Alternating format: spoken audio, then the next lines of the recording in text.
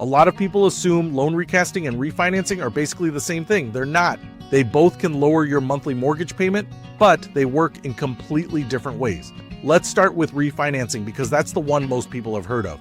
When you refinance your mortgage, you are replacing your existing loan with a brand new loan. That means new paperwork, a new interest rate, potentially a new loan term, and closing costs. Your old mortgage is paid off and a new one takes its place. If interest rates have dropped since you took out your original loan, refinancing can reduce your rate and save you money over time. You might also refinance to shorten your loan from 30 years to 15 years or extend it to lower your payment. Refinancing is essentially a reset. Now let's compare that to loan recasting. Loan recasting does not replace your mortgage. You keep your original loan, your original interest rate, and your original remaining term. Instead, you make a large lump sum payment toward your principal, and then your lender recalculates your monthly payment based on the new lower balance. And that's it. No new loan, no new rate, no major closing costs, just a recalculated payment. Here's where the difference becomes clear. Refinancing changes the structure of your loan. Recasting changes the math of your existing loan. Refinancing can lower your interest rate. Recasting cannot.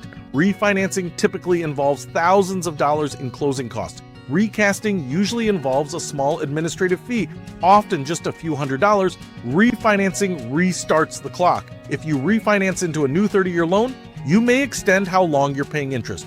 Recasting keeps you on your original payoff timeline. Now, let's talk strategy because this is where nuance matters. If interest rates are significantly lower than when you took out your mortgage, refinancing may provide the biggest long-term savings because you're reducing the rate itself. But if you already have a very low interest rate and don't want to lose it, recasting can be attractive. You can lower your monthly payment by reducing principal without giving up your favorable rate.